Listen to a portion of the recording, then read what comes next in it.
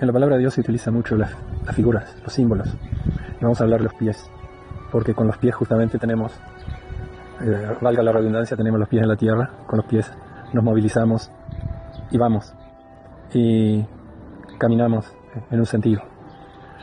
Pero también podemos usar esta figura para hablar de nuestro caminar con Dios y hablar de los pies como aquello con lo cual tenemos contacto, con la tierra. Y hay un caso en la vida de Moisés. Moisés, si bien su mamá debe haber tenido una influencia muy grande en él desde pequeño, ¿verdad?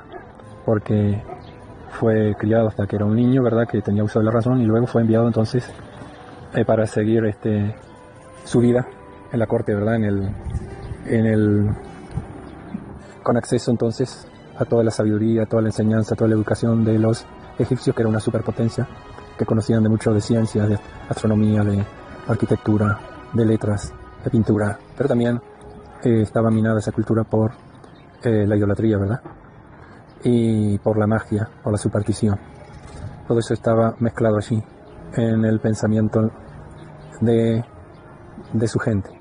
Y Moisés conoció todo eso, pero sabemos la historia que por una decisión que toma él, tiene que huir de Egipto y va por el desierto hasta que llega a cierto lugar donde él luego se incorpora a esa familia de Jetro y se casa con una de sus hijas y bueno, y trabaja como pastor de ovejas. Se nos dice que hay 3 periodos en la vida de Moisés. A los 40 años sale de Egipto, entonces huyendo, dejando atrás todo lo que conoció hasta ese momento, y pasa otros 40 años y su principal labor fue el cuidado de las ovejas. Ya tiene 80 años y ya siendo un hombre ya anciano, mayor, ahí es cuando tiene esta experiencia con Dios, que se le aparece el Dios de los israelitas, el Dios de Abraham, Isaac y Jacob, el Dios de ese pueblo que estaba ahora esclavizado en Egipto, y Dios le habla a Moisés. Y con respecto lo llama la atención a través de un milagro que Dios hace, encendiendo una zarza, y esa zarza ardía en fuego pero no se consumía, y eso llamó la atención de Moisés. Y cuando él se acerca a la zarza, entonces Dios le habla y le dice: quita el calzado de tus pies, porque el lugar en que estás, el lugar que estaba pisando, en el lugar que se había firmado allí, era un lugar santo.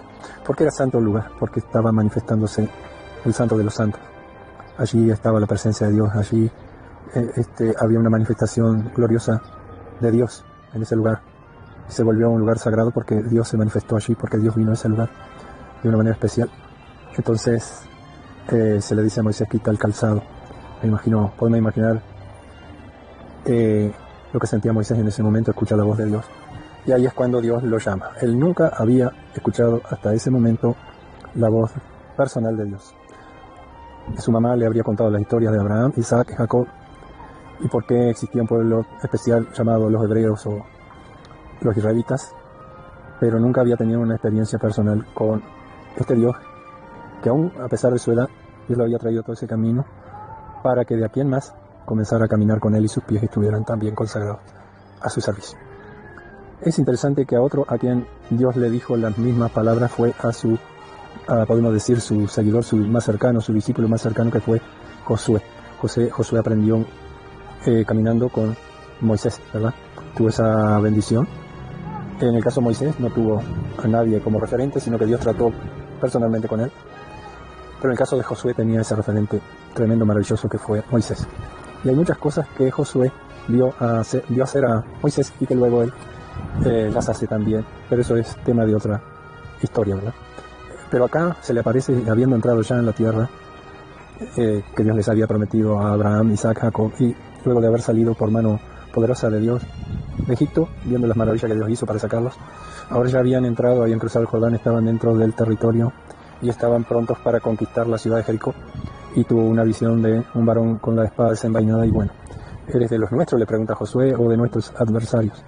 Y allí entonces no, sino que como el príncipe de los ejércitos de Dios había venido, y sabemos que él se arrodilla o se inclina delante de este personaje, que tiene que haber sido una manifestación de Dios, porque de otra forma ningún ángel admite la adoración. Entonces se le dicen las mismas palabras: quita el calzado de tus pies, porque el lugar en que estás es santo. Así es que a Josué se saca sus zapatos, sus sandalias, lo que llevara puesto en los pies, y entra en contacto con la tierra que ahora era tierra santa, porque estaba Dios manifestándose Dios había venido con ellos, había salido con ellos, anduvo caminando en el desierto con ellos y ahora estaba pronto a darles la victoria en esta tierra que les pertenecía por derecho. El envío de Moisés, sabemos que Dios lo envió, luego que lo convenció, trató con él, tuvo que tratar con él, y le envía a Egipto, a Faraón, para que sacara a su pueblo. Y luego que hay esta consagración, y esto es para cualquiera de nosotros, ¿verdad? Habiendo tenido un encuentro genuino con Dios que te cambia la vida, que te marca para siempre, ahí está el llamado de Dios. También Dios nos llama, algunos en forma particular para el ministerio de la palabra, para el pastorado, para el evangelismo, en fin, los comisiona para lugares locales, a otros los envía, digamos, en un envío mucho más amplio. Pero aquí tenemos la historia de Isaías, capítulo 6 de Isaías. Vemos cómo Dios, cuando quiso llamar a Isaías para que fuera su vocero, su profeta ante un pueblo descarriado, escucha la voz de Dios y ¿quién irá por nosotros? ¿Quién? Y él también tuvo una experiencia, pero en el caso de él fue en los labios, que uno de los seres angelicales viene con un carbón encendido y le toca los labios, porque él había dicho, mis labios son impuros, y bueno, y el Señor quitó su pecado y le comisionó entonces para enviarlo, porque él había preguntado, ¿a quién enviaré? Y él dice, aquí, envíame a mí. Moisés, por ejemplo, no quería ir, ya dice, envía por otro, yo no sé hablar, envía a otro, y parece que tenía problemas en el habla, pero no, Dios lo había designado a él. Y con lo mismo pasa con Josué. Josué no dijo no quiero ir, él estaba dispuesto para ir. Y en el caso de Isaías, Isaías dice, aquí estoy, envíame a mí. Dios entonces les da unas promesas que ya se le había dicho a Abraham, porque a Abraham Dios le había dicho que poseería las puertas de sus enemigos. Así que esta descendencia de Abraham tenía la misma promesa de poseer las puertas de sus enemigos. Mientras tanto ellos estaban en Egipto, también se había desarrollado esos pueblos que habitaban lo que luego iba a ser la posesión de ellos. Eran pueblos que se desarrollaron como ciudades-estado, pero pueblos que se habían corrompido tanto, había ocultismo, había inmoralidad de la más baja entre esos pueblos, los amorreos, ¿verdad? Los habitantes, los filisteos y todos esos pueblos que ellos debían conquistar. En el caso de Sodoma y Gomorra, Dios interviene directamente para destruirlos, pero en el caso de estos pueblos, Dios usa a Israel como pueblo suyo, que a través de la guerra y junto con Dios iban entonces a desarraigar esos pueblos de allí, iban a ser destruidos. Dios puede usar una forma directa de como castigo o destrucción, o Dios puede usar a un pueblo. En este caso Dios había determinado que por medio de la guerra ellos iban a conquistar el territorio. Entonces Dios les da promesas, ¿no? Volviendo otra vez al llamado, qué importante es, porque en el caso de Isaías, cuán hermosos son los pies, ahí tenemos nuevamente los pies. Primero los pies que se consagran, como en el caso de Moisés, Josué, que le dijo, quita el calzado de tus pies, porque el lugar en que estás pisando es santo. Lo mismo cuando en la visión de Isaías, él vio una visión del Dios de Israel en el templo, y bueno, fue un momento muy sagrado. Y eso tenemos que tener todos nosotros, ser impresionados por Dios, para tener el sentido de que con Dios hay que andar seriamente, porque Dios es santo, y ante la grandeza de Dios y su majestad y su santidad y ante su amor y todos los atributos maravillosos que tiene Dios, lo que sucede con aquel que tiene un encuentro con Él es inclinarse, reverenciar, adorar y rendirse ante su presencia. Entonces Dios le da estas promesas: todo lugar que pisare la planta de vuestro pie será conquistado por ellos, lo que pisen los pies de ellos. Todo lugar, en ese lugar habían enemigos que se iban a levantar, iba a haber guerra, que no era que iban a pisar, y tampoco iba a ser todo de repente, porque Dios dijo que los iban a ir conquistando poco a poco, no sea que se multiplicarán las bestias en la tierra, ¿verdad? Sabemos que en ese tiempo había leones, osos y otro tipo de animales salvajes que evidentemente estaban de alguna manera contenidos por la presencia de esos pueblos, pero ahora iban a ir conquistando poco a poco para que no... Dios estaba pensando en todo, ¿verdad? Cuando envía a su pueblo. También piensa así cuando a favor nuestro y nos cuida a medida que vamos yendo en la comisión que Dios nos da a cada uno.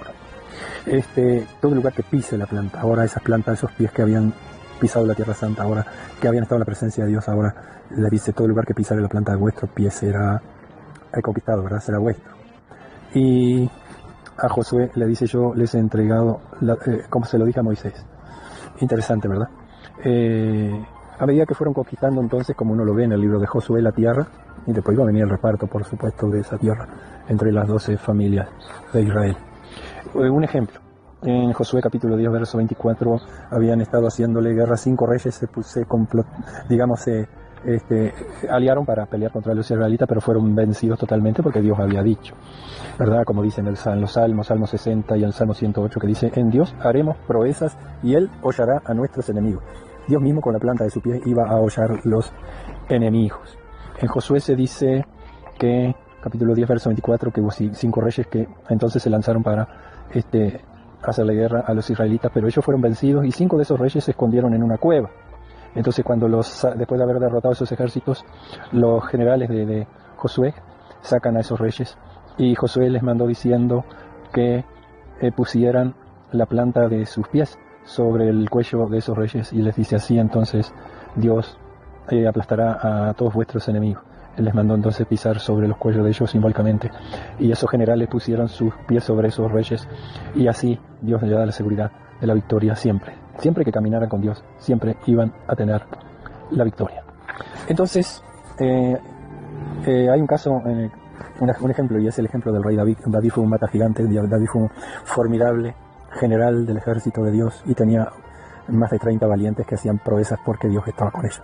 Pero él no pudo edificarle casa al Señor, no pudo edificarle templo, por causa de que él estaba más que nada haciendo la guerra contra los filisteos y contra los enemigos del pueblo de Dios. Y entonces, mientras hay guerra, no se puede edificar un templo, ¿verdad? No se pudo edificar el templo allí en el lugar que Dios había elegido. No pudo edificarle hasta que Jehová puso a sus enemigos bajo las plantas de sus pies. Eso dice la palabra en 1 Reyes capítulo 5, verso 3. Dios sometió a todos sus enemigos, y entonces Dios comisionó al hijo de David, a Salomón, para la edificación del templo. Sabemos que siempre hay mucha oposición del enemigo para la edificación. En los tiempos de Nehemías, cuando vinieron para reedificar, en este caso, los muros de Jerusalén, bueno, es otra historia, ¿verdad? Pero tuvieron gran oposición de los enemigos. Qué interesante, ¿no?, lo que Jesús también le dice a sus discípulos. Ya estamos hablando de Jesús, que como comisionó a sus 12 discípulos, luego mandó a otros 70, y sabemos que no los mandó sin primero darles instrucciones, como dice en los evangelios. Y en Lucas capítulo 10, verso 19, Jesús les da esta tremenda autoridad. Dice: les doy potestad de pisar serpientes y escorpiones, y sobre toda fuerza del enemigo, pisar, y nada os dañará. Sabemos que donde quiera que se movió Jesús y sus discípulos, se levantaban los demonios. El mismo Satanás se levantó con furia. Jesús, después de conmocionar a sus discípulos, dice: yo veía a Satanás caer como rayo.